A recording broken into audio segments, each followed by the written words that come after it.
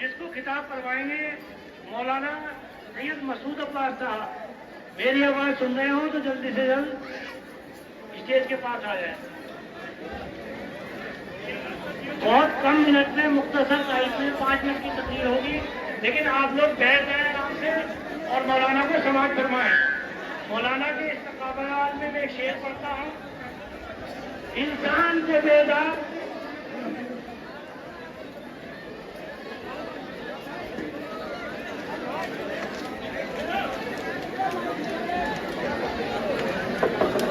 انسان کو بیدار تو ہو لینے دو، ہر قوم پکارے گی ہمارے حسین۔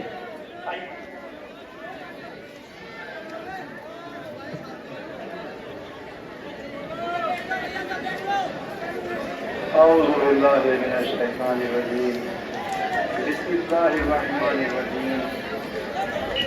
میرے معزز سامعین اور میرے تمام سننے والے لوگ، خاموشی کے ساتھ تھوڑی دیر کے لیے آپ خاموشی اختیار کر دیجیے گا تاکہ بات آپ تک پہنچ سکے۔ اس بات کا کوئی فائدہ نہیں کہ بیان ہو اور آپ تک نہ پہنچے۔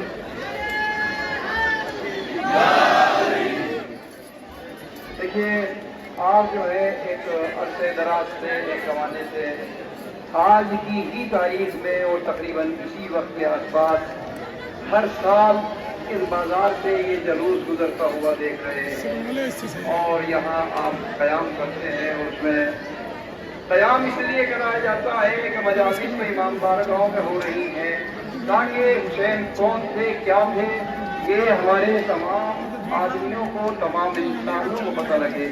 حسین کا تعلق کسی ایک مذہب و ملت سے نہ تھا۔ حسین علیہ السلام جن کا یہ تعزیہ دیکھ رہے ہو، یہ تعزیہ دراصل ان کے روزے کی شبیہ ہے، ان کے مزار کی شبیہ ہے، ان کے قبر پہ جو عمارت بنی ہے وہ اس کی تصویر ہے۔ یہ علم مبارک دیکھ رہے ہو تو یہ ایسے ہی ہے کہ ہر پارٹی، ہر ملک کا اپنا ایک جھنڈا ہوتا ہے، ہر پارٹی کا جھنڈا ہوتا ہے۔ ہمارے ملک میں بہت ساری پارٹیاں ہیں، ان کے اپنے اپنے جھنڈے ہیں، اپنے اپنے رنگ ہیں۔ پوری دنیا میں ہر ملک کا ایک جھنڈا ہے، ہمارے ملک کا بھی ایک جھنڈا ہے جسے ہم ترنگا کہتے ہیں، اور یہ ترنگا جو ہے ہمارے ملک کی عزت و شان کی علامت ہے۔ یہ ہمارے ملک، یہ ترنگا جھنڈا ہمیشہ 15 اگست کو پھیلا کر ہمارے ملک کی شان کو بدل کرتا ہے، ٹھیک ہے۔ اسی طرح سے کربلا میں 2 پارٹیاں تھیں، 2 خیالات تھے، ایک یزیدی خیال تھا، ایک رسول اللہ کا خیال تھا جن کا وارث حسین تھے۔ تو وہاں بھی 2 جھنڈے تھے، ایک رسول کا پرچم، ٹھیک ہے، جو خیبر میں بھی گیا، خندق میں بھی گیا، احد میں بھی گیا، وہ امام حسین جو کہ وارث تھے، وہ جھنڈا امام حسین کے پاس تھا۔ دوسرا پرچم، دوسرا جھنڈا بنی امیہ کا جھنڈا کربلا میں تھا۔ کربلا میں 2 جھنڈے تھے جو ان کے 2 خیال تھے، ٹھیک ہے، دونوں جھنڈے ہیں۔ تو جھنڈا جو ہے یہ عظمت کی نشانی ہے، ٹھیک ہے، جسے ہم علم کہتے ہیں، نشان کہتے ہیں کہ کس کا جھنڈا بلند ہے۔ آج دنیا کہتی ہے کہ 2 شہزادوں کی جنگ تھی، ٹھیک ہے، جبکہ یہ 2 نظریوں کی جنگ ہے، شہزادوں کی جنگ نہیں ہے۔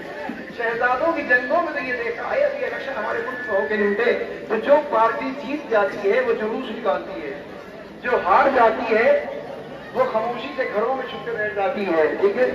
آج کی تاریخ میں جہاں جہاں جس ڈھنگ سے، جس انداز سے جلوس نکل رہے ہیں وہ سب حسین کے جلوس ہے۔ تو اس کا مطلب یہ ہے کہ کربلا میں حسینیت جیتی ہے۔ آج دیکھیں کوئی یزیدی جلوس نہیں بتاتا، یزید کا جھنڈا کوئی نہیں اٹھا رہا ہے، کہیں بھی پوری دنیا کا چیلنج کر رہا ہوں، آپ کہیں بھی دیکھیں، چاہے وہاں اکھاڑوں کے ساتھ اٹھ رہے ہو، ان سے پوچھیے بھی آپ کیا اکھاڑا کیوں کر رہے ہیں، تو کہتے ہیں کہ ہم حسین کا تعزیہ اٹھا رہے ہیں۔ یزید کا تعزیہ کوئی نہیں بتاتا۔